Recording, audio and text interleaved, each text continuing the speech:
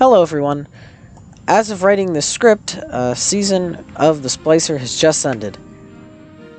And as of this video, we are currently edging on to the second week of Season of the Lost.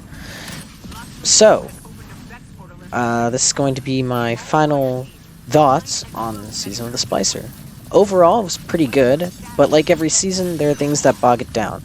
So, here are my opinions on the good, the bad, and the ugly of Season of the Splicer. Let's start with the good. The story this season was one of the best. Mithrax has, in my opinion, been shafted story-wise since the 0 Hour event, but now he's back and he fits well into the story. We just had an entire expansion about defeating the Fallen no matter what, and now, 6 months later, as of the launch of Season of the Splicer, we're fighting alongside Fallen, well, now Elixir. This theme, which started in Season of the Hunt with Crow, is really good. It shows us that there are two sides to every story, and that our enemies are not as broad as we once thought. Mithrax is a really good character, and his interactions with Saint and Seventh Osiris, and even Lakshmi are really good. His stories and opinions on Guardians and how they've affected the Fallen are really interesting. We see how our glorious and righteous conquests over the Fallen may have not been so magnificent after all, and that innocent Elixir would often get mixed up in these conflicts and battles. Now let's talk about Override and Expunge. I am going to include them in good, but I do have a few complaints about them. We'll get to those soon. Override is a lot of fun, but only when there's a lot of enemies. I think the lack of enemy density in the first few waves of Override really makes it hard to be enjoyable, especially when there are 5 other Guardians trying to also get kills on enemies. Also, the moat mechanic being back is not very good. This is the ugly part of Override, because the moat mechanic has been used so much that when it's used as a main mechanic in new activity, it makes you feel bored with it. You don't feel like the new content is actually new, and therefore it gets very boring very quickly.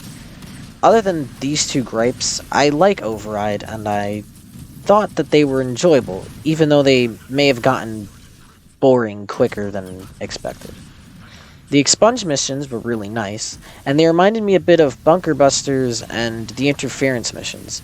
They are somewhat challenging, even though you can cheese some of them, and the boss fights were fun. Now let's talk about the final Expunge mission, and the Quiria boss fight. We are now in the bad part of this season.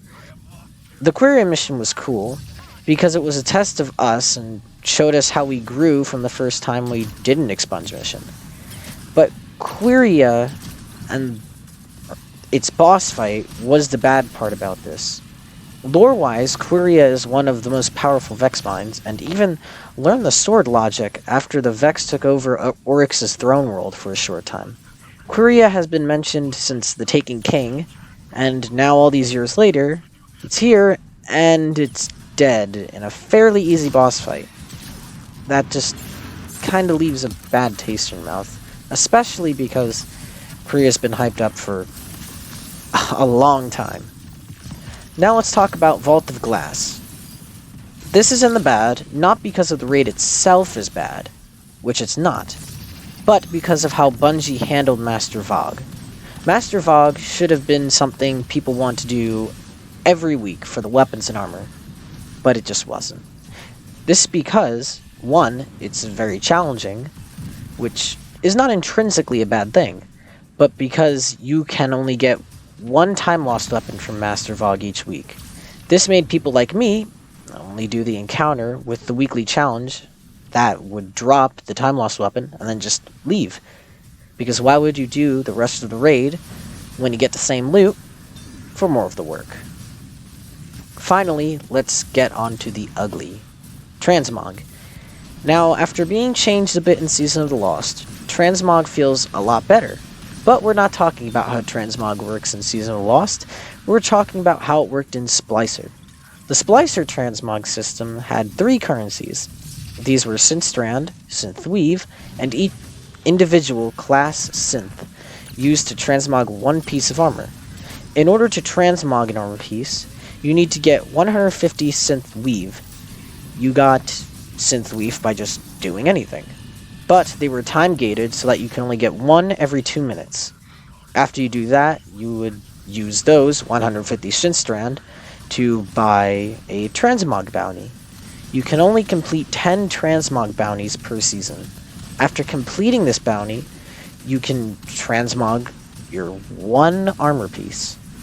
So, it would take about 2-ish hours to transmog 1 armor piece. Along with this, you have technically already earned this armor, and there's a cap of 10 armor pieces that you can transmog.